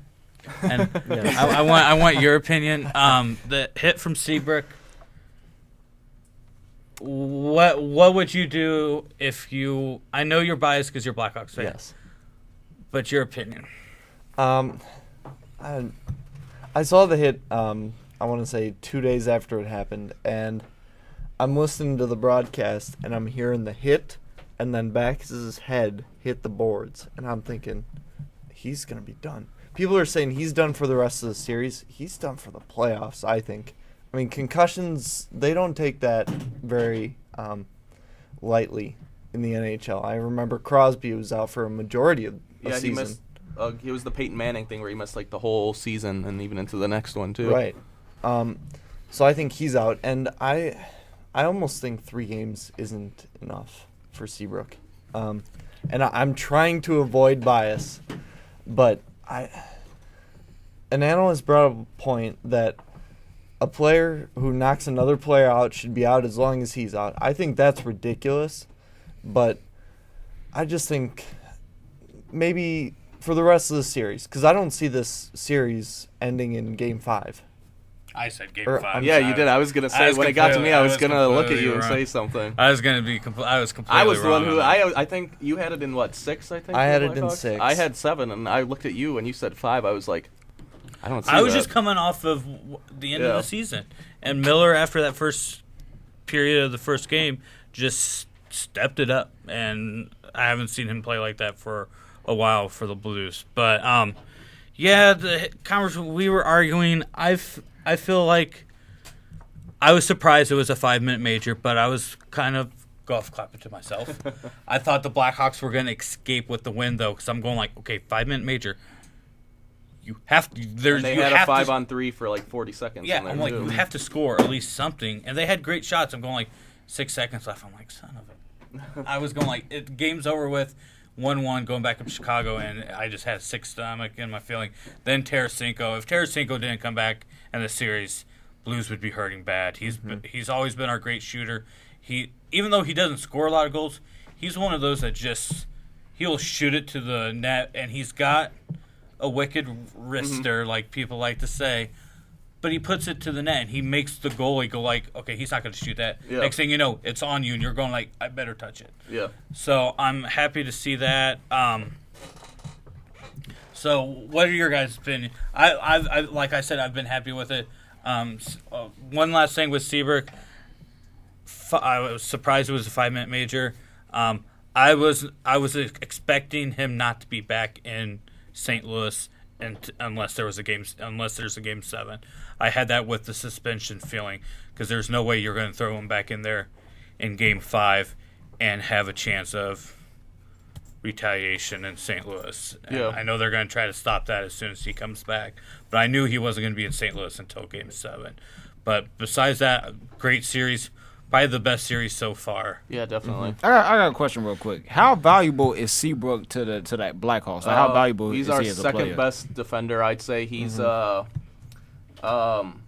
do I put it, like, for basketball? Well, I guess, like 2K ratings where, like, a LeBron's like a 98, something like that. I'd say, what would you put Seabrook at, like an 86 or an 85? Yeah. I was thinking so he's definitely Duncan Keith, he's who I think should win the Norris Trophy for best defenseman in the NHL. Keith is like a 92 or so 91. He's definitely valuable. So the suspension means normally they have it's been consistently like the best or second best defensive line in the NHL for the past 4 years has been Keith and Seabrook for the Blackhawks. Like you can't really get better than that. I just want to understand how impactful that suspension was because I saw the hit and I was like, okay, this is.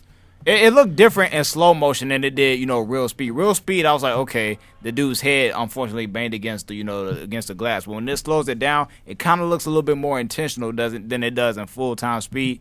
Which of course I don't really know. Ain't like I'm a hockey hit expert, but I mean I'm just going off what I see. But as the non-hockey expert, I did pick the Blackhawks to win, so they're just gonna go ahead and win this series still because I have no idea what I'm talking about. Before you asked about Seabrook, I'm gonna chime in and say how valuable Backus is.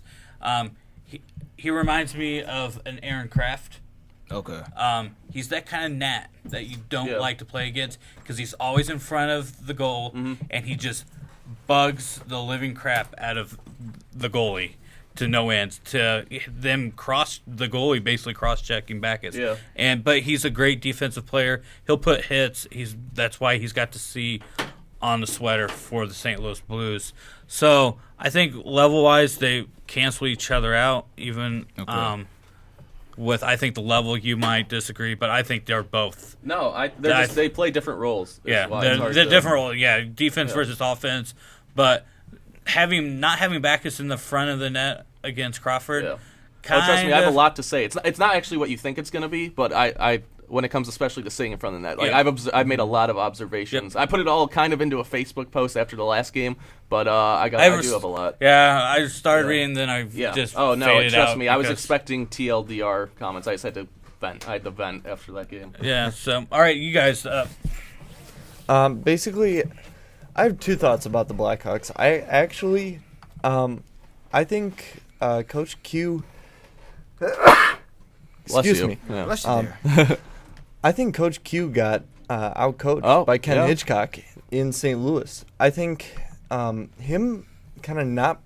I think Brookbank has actually been a key piece, and him not getting the ice time in the first two games is actually a big factor because I think you kind of saw a little wear and tear with Chicago. But you touched on Chicago's defense, a guy who has played really hard. And has for years on the Blackhawks defense is Hjalmarsson. Yep. I mean, I can't say enough about his game. He is the guy that everybody overlooks. Duncan Keith's going to win the Norris Trophy as deserved. He gets all the fame, and it's well-deserved. But Hjalmarsson is definitely the glue guy that makes that especially Chicago on that penalty defense. kill. I don't think I've ever seen a better penalty killer than Hjalmarsson. I mean, he's willing to get down on shots. He's willing to block shots. He's willing to get back, hustle on defense, and take a forecheck. He's willing to do anything, and I think that's huge because St. Louis is deadly. Tarasenko is good. Steen is very good. I think Steen is going to be one of the key offensive players in this league for years to come. So I can't say enough about him. I still think it's going 6 or 7 though. I don't see it stopping at 5. I don't think. Yeah, I was expecting. I wanted St. Louis to win, but I was expecting first game back at United Center, the crowd, and all that stuff. I knew it was you already 1-0 Chicago going to that game, so I knew it. This is going to be the true game tonight. I think you've already played one game at United Center. I think everything. Yeah, I think it's going to be interesting. What I've noticed, you kind of stole my thunder with that comment, is I tweeted about it after Game 2, is that I think the Blackhawks are the better team. I think overall they're definitely the better team. It's just I think Quenneville has been outcoached, not just strategy-wise, but matchup-wise, which is what – it also helps when you're home, because when you're at home, you get the last line change before a face-off or stuff like that. So that definitely went against Q. But what I like with Hitchcock is the way his team played. What kind of frustrated me with the first two games was the Hawks passing was sloppy, which is on them, but also how they could not gain the zone. Everything was a dump and chase game, and that's what struggled. It really reminds me of the series last year against Detroit because it's basically the same kind of team, and where St. Louis wants to play physical and try and neutralize the Hawks' speed and skill. What I didn't like was the Hawks just tried to dump it in almost every time. Dump and chase, and you're not going to do that against a bigger and more physical team in St. Louis. And what we saw in Game 3 was Coach Q finally make the adjustments I would have liked to seen after Game 1, was a little more tic-tac-toe entry plays into the zone, pass it up to a forward who's on the left wing, draw the defender to him, then he does a quick little slip pass into the zone. And we saw for once the Blackhawks got a lot more of the better scoring chances. But I think what the key to the series has been the Blues' presence at the front of the net. net. Because what I've seen, they're not a high-skill team where the Hawks are all high skill, high speed. The Blues are not a high-skill team. Almost every single goal, except for really the only one that comes to mind is the Tarasenko goal to tie it, have been a quote-unquote garbage goal, which is not a knock. They've earned it. They have the net presence in front. I don't like how the Hawks, especially on the power play, when the Hawks are on the PK and the Blues have a power play, they don't have anybody on the guy in front of the net. Mm-hmm. And Crawford isn't the best at positioning. He's a tremendous reflex goalie. He's very athletic. But with him, why he gives up all those goals from the blue line is because he's not tremendous at positioning his body, whereas why Ryan Miller has had so much success is because I think that's what he has done well, better than I've seen in a long time, is position his body, and he can't see half the shots. It's just he's in the right place, and that's what you need. I played goalie for a while when I played ice hockey, and that's one of the things that they preach is positioning. And the last game, the Hawks were able to clear St. Louis out in front of their net, and Crawford saw most of the shots, and that's why he had a great game. But I'm glad you brought up Brookbank, because last game Crawford was the player of the game. He still had a great game. He made some awesome saves, but Brookbank, specifically 2 times in the third period, he broke up 2 excellent scoring chances in the third period. And they were like back-to-back, too, where he put a stick against, I don't remember who the Blues player was, but he would have had a one-on-one chance with Crawford, and he knocked the puck away from him. Then, like, about 20 seconds later, they tried to center it, and it looked like he had a wide-open net on the opposite side, and Brookbank read the play, popped out from behind the net, and smacked it out of the zone with his stick. And I was like, those are 2 great plays. That's what saved him the game right there, was Brookbank's play. And he had a lot of other real good plays throughout the game, too, but those 2 plays right there saved him the game. I didn't get to see the most of the third period because I had to go to work.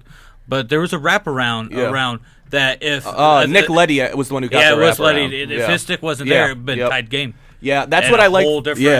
But and that shows you Backus. Yeah, Backus, like I said, is usually that person in front driving people nuts. People say great. He had great. Crawford had great saves. Yeah, but let's see how great they would have been if there was actually a presence. Yeah. But every like you said, garbage goals. But everybody puts a presence there. That's what you need. Some people are usually smaller than others. It just happens that Backus is a big boy and takes up a lot of space. I think it's the way they play, too. Like, the Hawks don't get much presence in front of the net because they don't have much size, whereas the Blues, they're all size. Where the Hawks are all skill, not too much size. The Blues are pretty much all size with very few true skill players, really. I think only are Tarasenko and Steen, and I think Steen isn't as skilled as some people say he is. I think he makes up for a lot of it in hustle. And you saw him, obviously Backus not being there was a big blow for their strategy in that point, but you saw him getting bodies on guys who were in front of the net, clearing them out so Crawford could see, and they controlled the rebounds a lot better. And what I liked about the Hawks was, 1, how they gained the zone in Game 3, and 2, was their physical play on defense. Because, really, I think the Blues did deserve to win in Game 1 and 2, but the Hawks could have won if they didn't sit back in their defensive shell for, like, the last 6 minutes of the game. In both games, you just felt a goal was coming. I was like, oh, no, a goal's going to come. I just sit there. You can ask, I watched them both with my girlfriend was with me in both of them, and she made a comment on it after Game 2, was just the whole last 5 minutes of those games, I was just shaking my head because it was all Blues, not just zone time. I don't think zone time means that much, but scoring chances. And it was they missed the net a lot of the time, or a Hawks guy got a stick on it, and you could just feel a goal was coming. They didn't have that last night. I knew the Hawks were going to get that one because our defensive pressure, what St. Louis has done so well is what Detroit did well last year, is how you negate skill a lot of the time, is take away time and space. You'll hear Eddie Olczyk say that a lot on Hawks broadcasts, and they just pressure the guy with the puck. They're always coming at him. You don't see him sitting back, when the puck's at the blue line and letting him work the puck around there. The Blues are always pressuring him. That's what the Hawks did, and I don't think the Blues have the skill as a team, especially without David Backus. And TJ Oshie still coming off an injury. I forgot about him. He's a very good skilled player too, but he's still coming off injury, and I don't think he's made much of an impact this series. Not really. 2 players that have surprised me, and I'm glad to see them. Jaden Schwartz is a name to be recognized because he is going to be that next skilled player with Tarasenko. But they're just both so young. I mean, even though Taves and Sharp are young. Yeah, these weren't first-round draft picks. These are people that have worked up into the system, so they're getting their time and your skills. And Sobotka has surprised me a lot handling the pucks. He's gotten shots past it, so I think they're getting better at passing. Hawks will probably be the best. They're the best passing team I think I've ever seen. In my time, they pass like none other, but. Give me that tough team. Give me that tough team. Have your few skill players, but give me that tough team. Because some people, like I said to you, and I argued with a guy from Chicago that I can't stand because you have those fans that are good and bad for each team. He is one of those bad ones. Okay. And I'll admit, Blues has some bad ones too. But I said that maybe Tays and Sharp needs to learn to dose out some hits. Yeah. And maybe they'll get a little bit. I know they're smaller, but they need to dose out some hits. Because if you're going to step back and just be soft, in Darius' words, when you get hit, you're going to go be shocked. Yeah. And go and take them out of the game a little bit. I think that's what happens once in a while with Tays and Sharp. Once they get hit and knocked around, they go away from their game because I don't think they want to get injured again and hurt their team. But I'm like I said, I'm ready for tonight. Yeah. I'm expecting the Blues to fix that present in the front. Yeah. Like you said, there weren't much juicy rebounds. Yeah. Crawford was going okay, I might have to hold on to the pucks this time instead of just letting it bounce off my pads. Because both of the Blues goals in games 1 and 2 to tie the game late in regulation came off pucks Crawford could have covered up. The first one was it was a good chance, but he kicked it to the corner, and that was a great pass. I forgot who it was. I think it might have been Backus in front of the net who made the great pass. Oh, in between game 1. The legs. Yeah. It was Backus to Ott to Steen and triple overtime. Yeah, that was a great play, but that was a puck Crawford could have covered and probably should have. And especially the one that was worse than that was in game 2, was where it was kicked to the corner initially. That's something, because the Hawks are dominating the Blues in the face-off circle, so just cover it. Just cover the puck, Crawford. And I think that's something Q told him going into game 3, because we didn't see anything like that. And what I liked about the Hawks was with taking away time and space like they did in game 3, the Blues really didn't have too many. They had a lot of shots, but they were all like what we've seen the Hawks been getting from the point. Were open, they were open they're to all the goalie. 30 feet away from the net. And they had a couple chances to go straight in game 3, and they shot from ice is so difficult to determine. Maybe halfway into the, not even close, and they're taking a slap shot. Nobody's next to you. At least deke a little bit, and if that defender gets to you, maybe they make a penalty on you and you get 2 minutes. Do something. Don't shoot halfway through the zone and think that you're going to make it and then get upset I can't believe I missed that. Yeah. That's why I think the Hawks have the upper edge right now. I want to see what Ken Hitchcock, like I said, he's definitely been the better coach at least 2 of the 3 games. I want to see what adjustments he makes. But if the Hawks are able to play defense like that, that's why I think they can win the series. Was because I think the Hawks have a better chance at using their skill to get better looks, which is what we saw in the last game, whereas the Blues obviously don't have the skill. And if we're able to take away the net presence and take away the rebounds, which has been the big problem, is the rebounds for the Blackhawks, then I don't think the Blues will be able to score with them. But what's funny is what we haven't touched on yet is, I know me and you, Ryan, had said this, and Adam, you agreed with us, was we both thought Crawford was the weak link and then Miller was the weak link. But other than that first period of game 1, both of them have been outstanding. Yes. Oh, I think after the first period of the first game, I was going oh no, is LA going to come in? And then Miller was amazing. I went I have a feeling but Hitchcock just tore a new one to Miller. That's in what happened periods. To Fleury in you have to after he gave up 2 goals on 3 shots. You have to do that. Yeah. You have to, and I think they got it. And Blues, it would have been another overtime game in game 3 if that one shot from, which I thought could have, and Miller knew he should have saved that. Yeah. Would have been tied and would have gone to another overtime. It would have been overtime game, and that's my opinion on game 3. But those happen. I mean, I thought Crawford was going to stop the Jackman shot in overtime to win game 2, and it just squeaked through. And that was another one from Tays. So I probably hit a couple other series. Game 4, who needs it more? I'm going to say the Blues need it more, especially after what happened last year against Los Angeles, them losing 4 straight. And I don't think they can afford to go in tied because the Blackhawks have the most experienced team, I would say, in the playoffs, other than possibly the Bruins. I would say the Blues. And you tweeted today, Ryan. Yeah, I said it's a must-win. It's a must-win, and I put it on Facebook also. And I had a Blackhawk buddy go like, "No, it's more for Blackhawks because you'd be down 3-1," and I haven't posted them back, but I'm there. I'm like, I'm going back from last year. Look dominant against Los Angeles, and then you just lose 4 straight. You lose this 2 road games, and then they just looked deflated when they came back from Game 5 in St. Louis. So I'm going to say St. Louis, but not as much as I would say now, because I don't think Blackhawks to go down 3-1. I don't think they win 3 straight. Yeah. That's my opinion.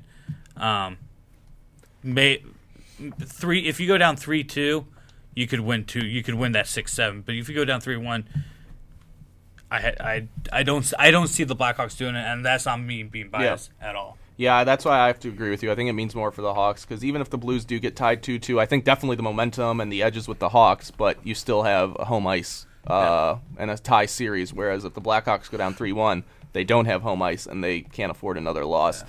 And even if you look to last year when they went down 3-1 to Detroit, they still had home ice, which helped them out. Yeah. And, I mean, that was pretty spectacular. I just don't know if they could do that again. I'm not saying they couldn't.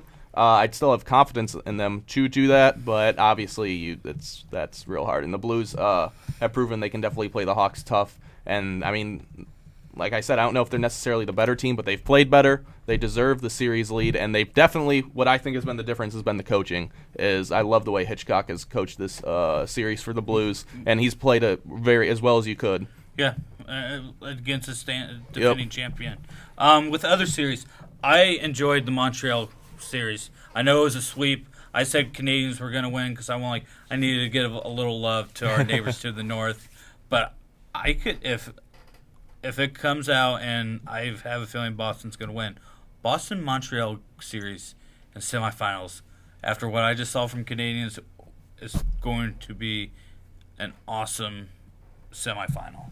I totally agree. And I touched on it when we were going through our preview because I said those teams don't like each other. I think you're going to see guys getting suspended 5-minute majors in that series. And I think Boston leads the Red Wings 2-1 right now in the series, but Detroit had a big blow. Zetterberg's out, and there's no timetable for his return.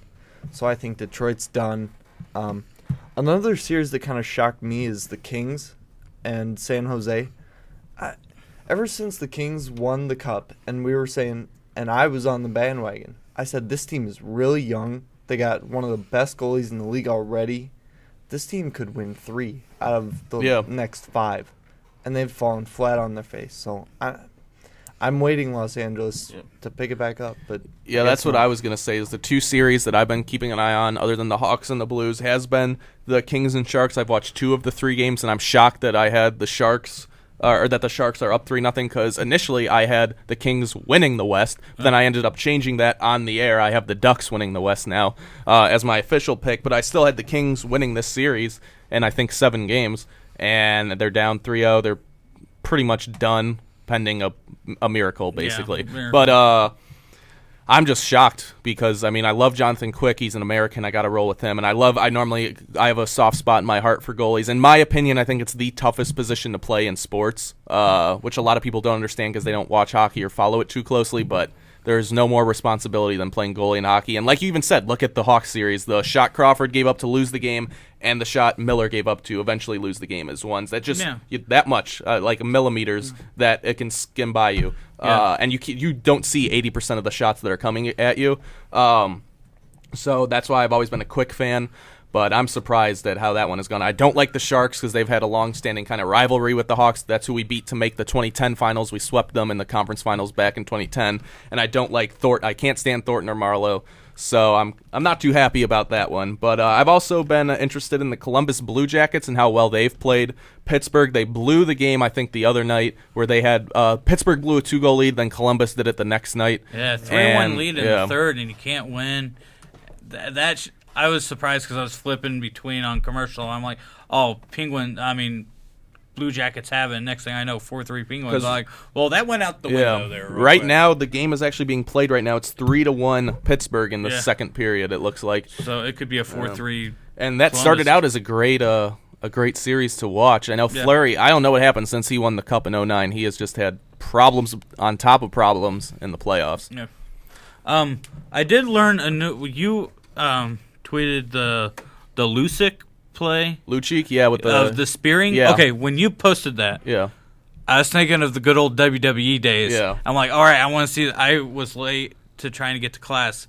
We'll have to show Darius that. I wanted to see opinion. the play, and I'm like, okay, I'm going to see that, and then I just see the stick between the legs. Between the legs, I'm like, that's the dirtiest play I think I've ever seen. I think there should be. That's when he lifted the stick up. I seen that, man. Suspend that dude for the rest of the playoffs. That's the dirtiest play I've seen in a long time because that's completely and utterly intentional, and you don't go there on another dude. You don't do that. No, and when I'm like, that's spearing. I think there should be another should be like fencing, not spearing. Yeah. When I'm spearing, I'm thinking of body going into another person's bodies and standing up and doing the old Goldberg and just like all muscles and all that stuff, not just a stick to the groin. So I think that's all the time we have.